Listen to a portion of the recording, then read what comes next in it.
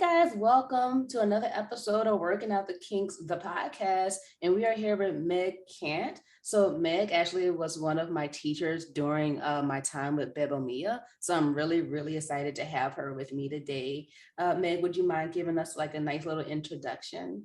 Yeah, absolutely. So, hi everyone. I am Meg Kant, and I am the amplifier of connection, community, and education at Bebomia. So essentially that means I am here to take care of students and our community, and we work with birth workers and change makers who are doing incredibly rad things out in their communities. So my own entry into birth work is, actually I had a couple, but the first one being my birth was like not exactly what I planned. With my oldest, I really was expecting my midwife to be really hands-on, to be really, provide all kinds of like physical comfort and those kinds of things. And that didn't happen. And so after he was born, I looked into like, okay, if it's not the midwife that does that, then who does it? That's when I found out what a birth worker is. So I have been supporting families for 7-8 years now. I have gotten to support so many families. It's been so incredible. I also had really severe antenatal depression. So for anyone that might not know, that's depression that develops during your pregnancy. And so perinatal mood disorders became a very big part of my business. So I actually specialize in working with parents who have had or at risk of developing a perinatal mood disorder, because I'm also just an anxious human, as just like my general self. So it's a population I feel very comfortable working with because I really understand the needs and also the personal experience of what it's like to go through a PMAD when you're pregnant and or postpartum. Right. So thank you for the introduction. Could you kind of go into what causes, so there's different ways of how you say it, right? It's either a perinatal mood disorder or postpartum mood disorder. Am I correct on that? Oh yeah, these are great questions. So the term now is perinatal mood and anxiety disorders. Okay. So because this encompasses the whole spectrum from pregnancy through to the postpartum. Whereas before it was mostly kind of aimed at postpartum support, but now we know that people actually can develop a perinatal mood or anxiety disorder during their pregnancy.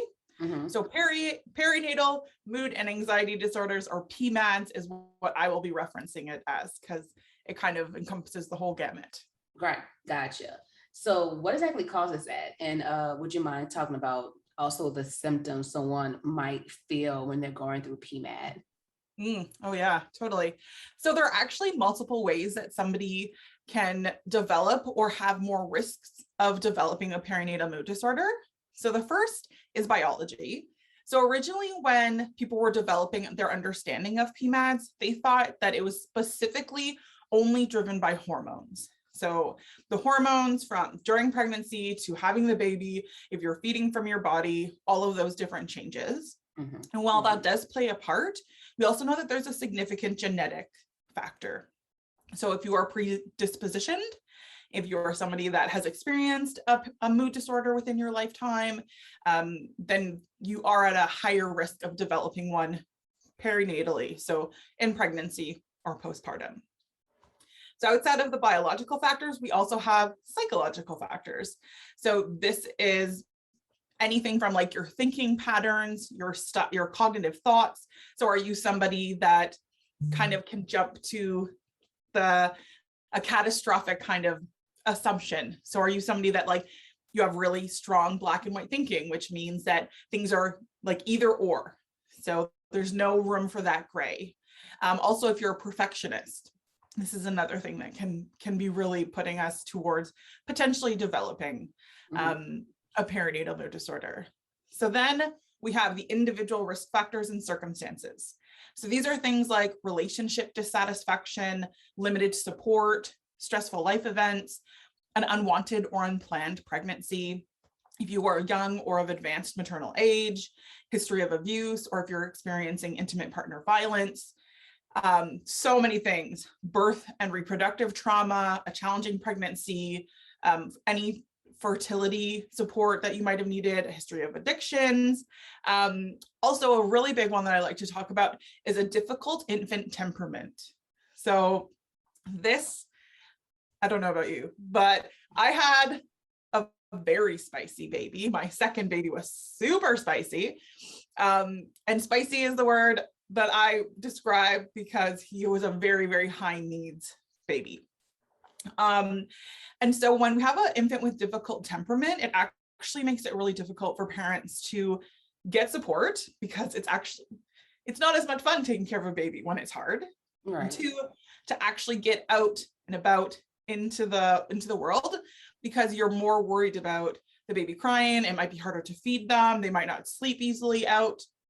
And so I like to highlight that one, because if someone has not had like a spicy baby, it can be difficult to understand what that experience might be like for somebody. Right. I like the fact you call it, one, a spicy baby. And two, I really like that you kind of talk about sometimes babies have bad temperaments. Like everyone just expect, baby to kind of just be calm and soothing and just like, oh, I must have a bad baby. And it's like, you don't have a bad baby. Your baby's just, a little bit more spicy than the other child. And it's okay. And that's okay. Yes, So I know. When my second was born, I joined a group. There is a Facebook group. It's literally called like fussy, high-spirited, high needs babies. And I really identified with it because my first baby was not spicy. And we'll get into like all the mood disorder stuff in a minute. Mm-hmm. But they call non-spicy babies unicorns, and then they call spicy babies dragons. And so I found it so interesting to be the parent of a unicorn and then of a dragon, because had I not had a very easy tempered baby first, I 1000% would have thought that this was something I was doing or something that I did. Mm-hmm. But because I had a really easy temperament baby first and I did nothing different in my parenting experience, I was able to really just be like, wow, this is this kid's personality so much. Like there is nothing that I can do to change it. And even to this day, he's hilarious. He is fierce.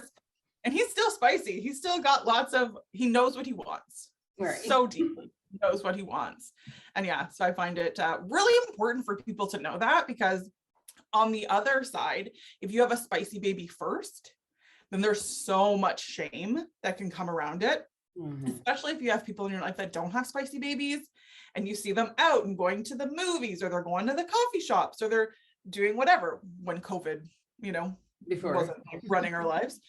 So there can be so much guilt and shame around it. So I like to talk about my spice baby anytime I can, because I know that there are people that need to hear about it for sure. So there's actually one other, what's it called? Like, symptoms or like reasons, risks of how somebody might develop a perinatal mood disorder. Okay. And that is parenting culture. So this is actually a really, really big one that kind of gets swept a little bit under the rug. Right. But it's the idea that we have an idea in our head of what we think a mother or a primary parent, primary caregiver is supposed to be. So whether that's from what we saw in media, what we've experienced through our like spiritual practices, what we've seen our own parents do, we have a really strong idea of what a good parent is supposed to look like. So there can be actually really big cognitive dissonance, or a really big discrepancy between what people think parenthood is going to be like and then what it is. Right? Mm-hmm. Which is normal, like that kind of understanding what it is once, right? If you've not done it, if you've not been a parent, it is hard to really fully grasp what that's like. But for some people, it can be especially difficult adding the stress of the roles of being a primary parent.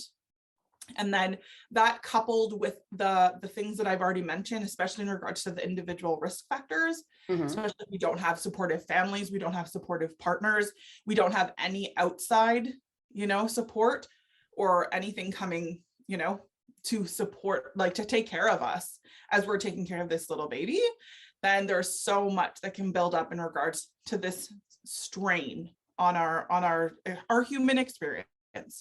So there's So there's maternal role stress. So that's like the adjustment. And then there's maternal role strain. And so that's the like where we're getting into like having a difficult time. Mm-hmm. And then the next step is called maternal role collapse. And so this is actually by some like really, really, really incredible research done by Linda Clark Amawaka, as well as Alexander Sachs, who coined or works around matrescence. So this is the idea that becoming a parent, becoming a mother is similar changes as adolescence. So there's these things that are happening, you know, things have changed physically, mentally, emotionally. Our roles and our responsibilities have changed significantly. So matrescence is marked by ambivalence. So you're like, yeah, it might be fine. It's also not great. I'm kind of ambivalent about the whole thing. The fantasy and reality of what's happening versus what you thought was going to happen. Right. And again, the guilt and shame of being the good enough mother. So also what we've seen from other people. So intergenerational. So what have we seen from other people in our lives? So with matrescence, if a person isn't able to get the support she needs while undergoing the maternal role strain, then it can lead to a maternal role collapse. And so this is when a person gives up feeling that they will be able to fulfill the role of a good mother or good parent, and they lose the ability to cope, slipping deeply into a depression, anxiety, or another perinatal mood and anxiety disorder. And so this is why it's so important that we really talk about what the role of a parent or a mother can look like and why we need to be building it up. It sounds cliche because everyone talks about the village, but right. truly, but you need it. We can't do it without it. We can't do it without it. And we're seeing higher and higher rates of people experiencing a perinatal mood and anxiety disorder. And largely because we don't have those extra supports. We don't have somebody to hold the baby when we take a shower. We don't have someone to, you know, take over a night shift. If you don't have a doula, or if you don't have a maternal support practitioner, and if you don't have a supportive partner or family around, these are things that the role collapse is a really, really difficult experience. And there is treatment, there is support that we can put in place, but in a perfect world, we would notice the strain happening and put things in place to get support for that person before it turns into a role collapse.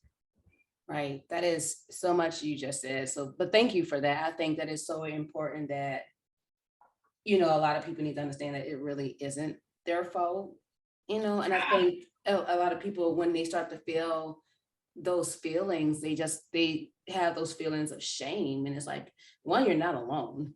Yeah. Which I think is a big thing to hear and understand. Mm-hmm. And just having like that support. Yes. And also, I think I really love what you said, like just knowing you're not alone, but also no one would choose it. Right. If you've ever experienced depression, anxiety, bipolar, any kind of mood disorder, no one would choose that intentionally because it's a really hard experience to go through. And so really just like knowing that this isn't something that you did, it's not something that you could have necessarily prevented. There is support. I never want people to think that like treatment isn't an option. But also that like weight that people might have on their shoulders of being like, what the heck did I do? You know, I obviously did something wrong, but really you didn't. There's a difference between just I guess postpartum depression and PMAT, right? So a postpartum depression actually falls under the umbrella of a perinatal mood and anxiety disorder. Okay. Yeah. So it's like, yeah, the umbrella, PMAD, and then underneath there would be postpartum depression. We would have antenatal depression, postpartum anxiety, antenatal anxiety, postpartum bipolar. We see some postpartum post-traumatic stress disorder and these kinds of things. So is it cool if I talk a little bit about the different kinds of PMADs? Yes, please do. Okay, awesome. So I want to start off with the baby blues, which is something that like 85% of folks will experience. So this is feeling of depression, anxiety, kind of highs and lows that happen within the 2 weeks after a baby is born. So it's really, really normal. Like I said, 85% of people experience it. There can be mood swings, really like sadness, weepiness, insomnia, fatigue. We do see, increases in appetite, decrease in appetite, sleeping more, sleeping less, especially when we have a baby. We're really adjusting to that period of time. Mm-hmm. But when somebody is experiencing symptoms outside of the first 2, sometimes 3 weeks of postpartum, that lets us know that there's likely some postpartum depression that might be happening. So some symptoms that we want to be looking for. So also postpartum depression, postpartum anxiety, postpartum bipolar are all mood disorders. So they have the same symptoms that you would have if you weren't pregnant or postpartum. It's just that they're happening in the pregnant or postpartum periods. So symptoms that we would want to look for. So sleep changes, especially when we get into about anxiety. If people cannot sleep when the baby is sleeping, that's something we really want to take note of. Somebody might be having forgetfulness. They might be not hungry whatsoever or very hungry. They might be crying pretty often. They might be feeling hopeless, emotionally withdrawn, and like a loss of interest in life, which I think is like the way that I like to broach this with my clients is asking about joy. Like, are you still doing things that bring you joy? Are there things that you're excited about? So where I am in Canada, pardon? So that's really good. That's a good one. Yeah. Well, I find people can connect to that, right? Like when you say like, you've lost interest in life, they're like, well, I don't know, my life is really different now. But when you can say like, are you looking forward to anything? And if they can say no, if they say no, then that really lets us know that their mood is likely being impacted. Because yeah, like where I'm in Canada right now, it's June, the weather is getting warmer. So for a lot of people, not everyone, some people hate the summer, but for a lot of people, they're going to be jacked. They're gonna be like, great, I can't wait, sun, swimming, doing all the things. So if it was me and I was experiencing postpartum depression and somebody asked me, are you like excited about anything? And I said like, no, I'm not excited about swimming. I don't really care about reading outside, which are 2 things that bring me immense joy. Then that would be a signifier to folks in my life that we need to get some supports in place. So outside of postpartum depression, we also have postpartum or perinatal anxiety. So this is anxiety that is clinically considered, developed during pregnancy or after becoming a parent. So it impacts between 17 to 20% of pregnant people and new parents. And the symptoms of this include intrusive thoughts. I'm actually going to do like a big talk on intrusive thoughts in a sec. Racing or fearful thoughts, heart palpitations, trouble taking deep breaths, insomnia, chest pain, panic attacks, fear of being alone with the baby. This is a really, really big one. Right. So intrusive thoughts are awful. They're awful.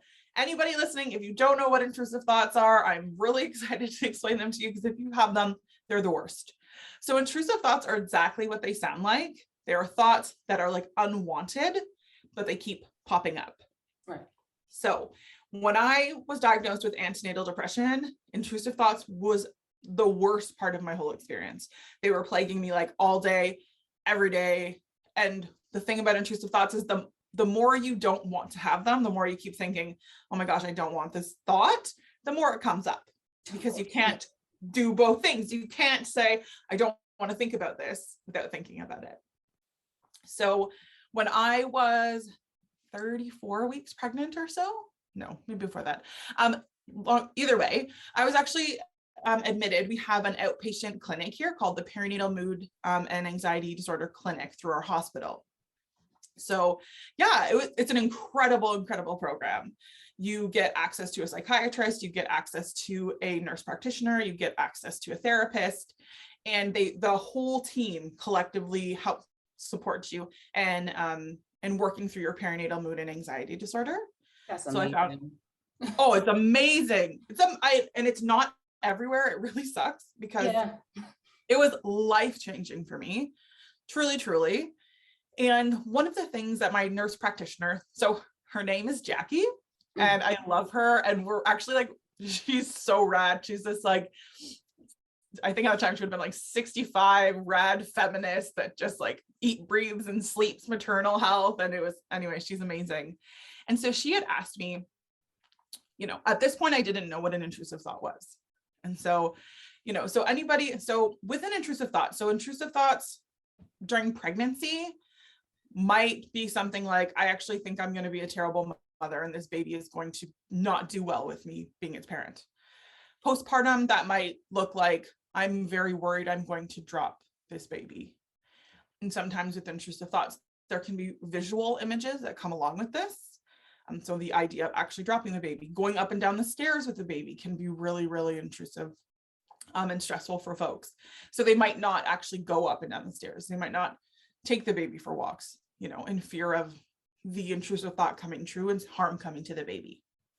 So when I had sat down with Jackie, my nurse practitioner, she had asked me, you know, real chill. She was like, have you been having any scary thoughts? And I was like, in my head, I was like, I'm not telling a damn soul about these intrusive thoughts that are these thoughts I've been having, because they're going to think I'm not going to be able to take care of my baby. And that this is gonna, you know, they're going to think I'm crazier than I probably already am. And, but the way that she said it and like her follow-up questions, I opened up about the intrusive thoughts I was having. And that's when she explained them to me.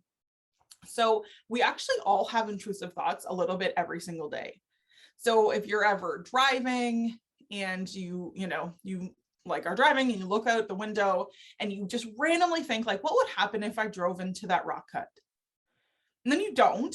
You like go on your way, you keep driving, you never think about it again because it was an intrusive thought popped up and then you let go of it.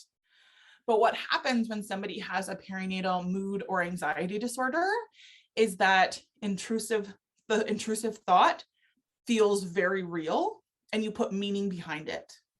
So in that same scenario, instead of just thinking what happened if I drove into that rock cut and then not thinking about it again, you assume that it meant something that you had that thought, and it means something about who you are, what you want to do. And then it becomes really, really entrenched and fearful around what's happening with that thought.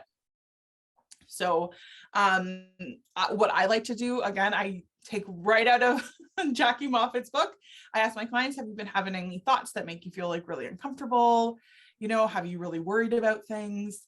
And sometimes I will share about my own experience. So never in like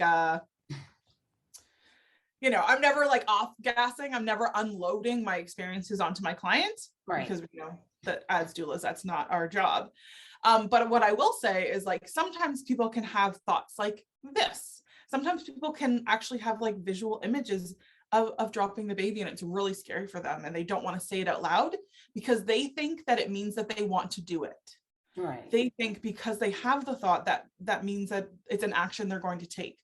But the stress, the fact that you are stressed about that thought actually shows that you don't want to do it, that it's a really stressful thing for you. And it's a protective mechanism, our brain essentially being like, we're going to be extra careful because we have this baby.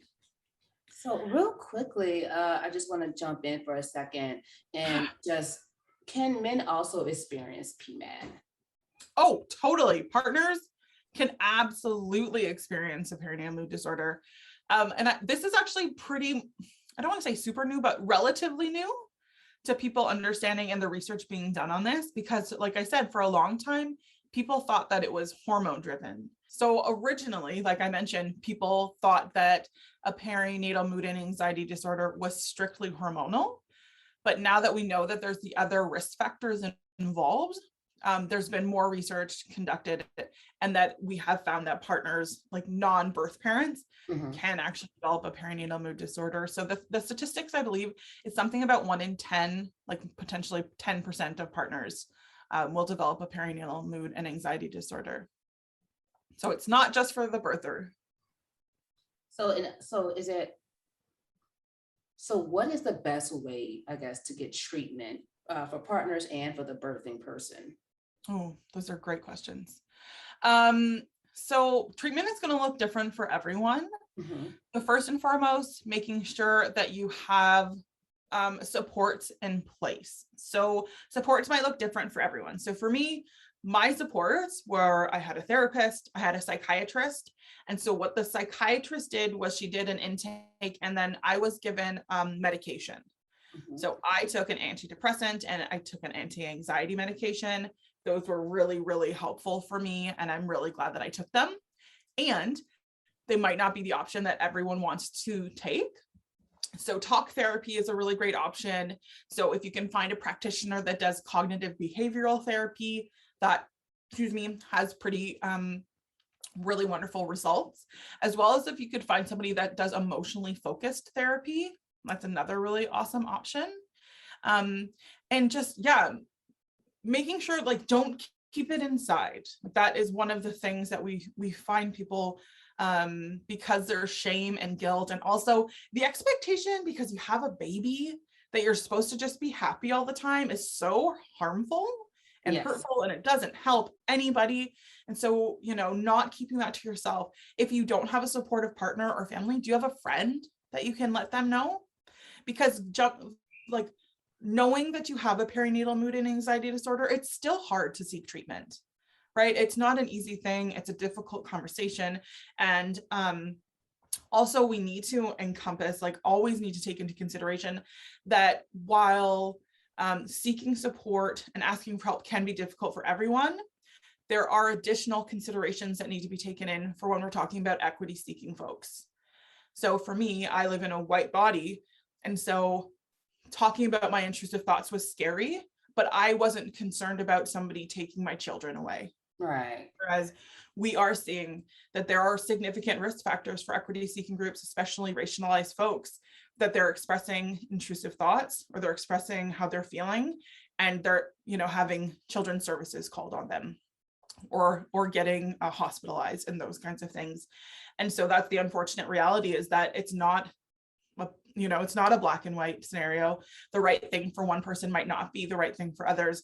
And we actually do see that the rates of people disclosing that they have a perinatal mood disorder or that they have the symptoms is less for people that are living in racialized bodies, because that fear is very real. Right. And that actually makes sense to me, because unfortunately, we do live in a society that, if you look a certain way, you are treated differently. And I mean, I think they had a situation not too long ago with a woman and her children were taken away from her, which I think now she actually has gotten them back. But that's a reason why I think so many people keep their feelings and like how they feel to themselves, because they're so afraid to lose those kids. So Yeah. Thank you for bringing it up. Yeah. Oh, yeah, absolutely. We can't really talk about it without bringing in all of the factors. And so one thing that people have shared that have been really helpful is, first of all, making sure that the if it's a therapist, if it's a doctor, if it's a midwife, if it's a nurse, whoever it is, make sure that they have experience with perinatal mood and anxiety disorders, specifically that they understand what intrusive thoughts are. Because that is where, right? Like if somebody that's not aware of intrusive thoughts and someone says, I'm really worried that I'm going to hurt the baby, they might interpret that as that meaning that they're planning to hurt the baby, which they're not for the most part. We do have postpartum psychosis, which is a medical emergency. It's unfortunately what we mostly see on movies and TV when someone is in crisis and there is a chance of them harming themselves or their babies. So postpartum psychosis is really rare. It happens in like less than 2% of the population, but it is a medical emergency. So I also just wanted to flag that. Right. And what are groups that people can join just so they're not alone in this? Yeah, check out your local groups. There are some really incredible groups online. I know that there's some on Facebook. If you're somebody that wants to like connect with people locally to you, check out those.